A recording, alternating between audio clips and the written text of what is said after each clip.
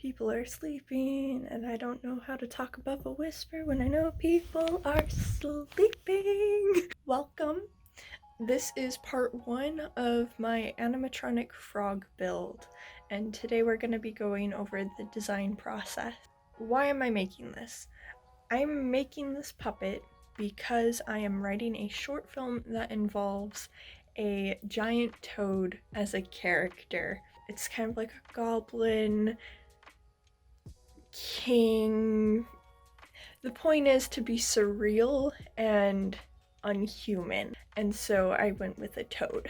And we're going to be going over my thought process and design process and creative process as I create a plan to make this toad puppet. So key characteristics that I want this puppet to have is what's called the vocal sac, which you're familiar about frogs and toads having. It's the giant balloon that comes from their mouth slash chest. So the vocal sac, he's a sassy frog, and so he does a lot of arm smacks, like on the table for body language, like angry, emphasis. So good shoulder arm movement is something that I'm looking for in this puppet. And then the eyes, I want to make a pair of robotic animatronic eyes to go in this. There's a wonderful tutorial which I will link down below that I'm planning on following,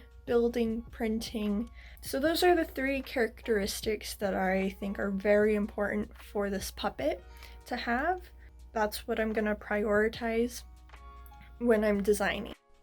So right now I'm in Procreate making a vision board of all my frog references.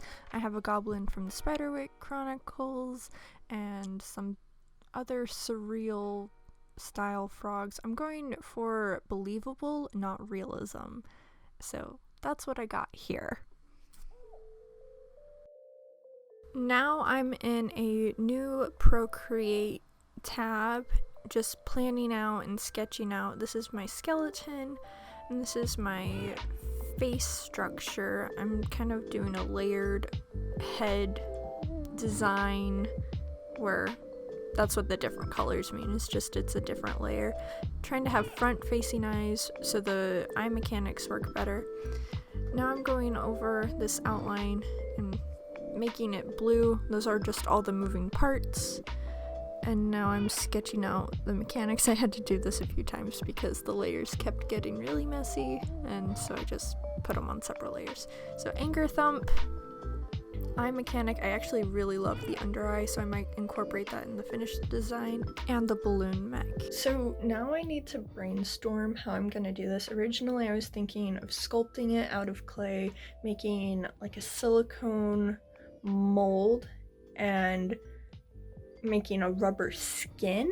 I might not be able to do that, just materials and resource wise. So I was also thinking about like sculpting in foam and just fabricating in no molds. I will really have to prototype the mechanisms first before I can come up with a final decision on how I'm gonna make it. So that's what I'm gonna do. I think for the vocal sac, I'm just gonna have an inflated balloon and I'm just gonna push it to make it look like it's breathing.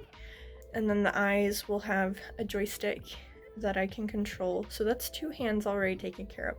I would like the arms to be operated by the little lever system that I showed in my sketch, but I need to prototype that. I don't know how to do that yet. I have some thoughts, but I don't know what I'm gonna do yet.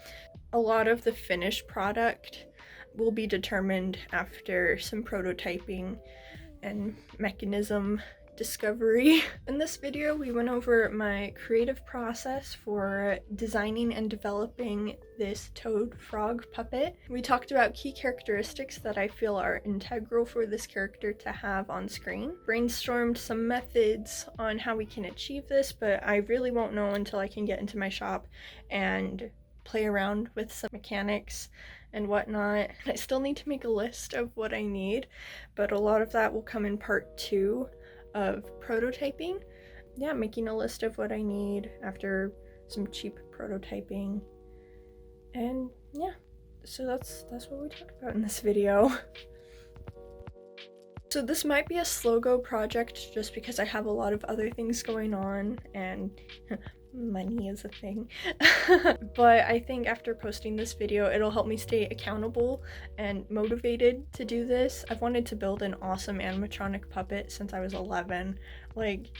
So I'm excited to do this, and I think it'll turn out good. Just take my time to prototype and test things and don't go whole hog on it first go. I recently surpassed 100 subscribers and thank you. Oh my gosh.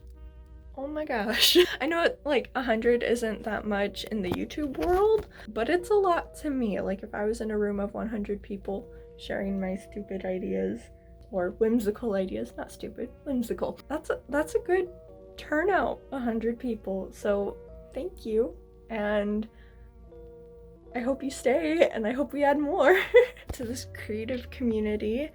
If you have ideas for this project, I'd love to hear them. And just thank you guys so much.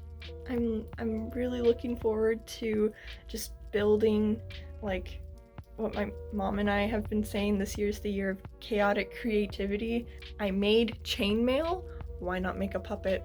That's the way I see it. Thank you guys so much for watching. If you're new, please consider subscribing. I would really love to have you here. And yeah, much love guys. Thank you. My new sporadic art project is a toad puppet. So right now I'm figuring out the leg mechanism. I just have masking tape, bamboo skewer that I cut up, and thread. And I'm actually really happy with what I got so far. The knee, ankle, toes. How I have the tension distributed. When I pull this thread, it pulls into a Z shape, which is great because that's how frogs move. So this is a frog extended, a frog leg extended, and it was working better, so I think I flipped it wrong. Let's see. So this is just a quick little mechanism prototype. I just wanted to see how to get the joint to work, and so far this is what I got.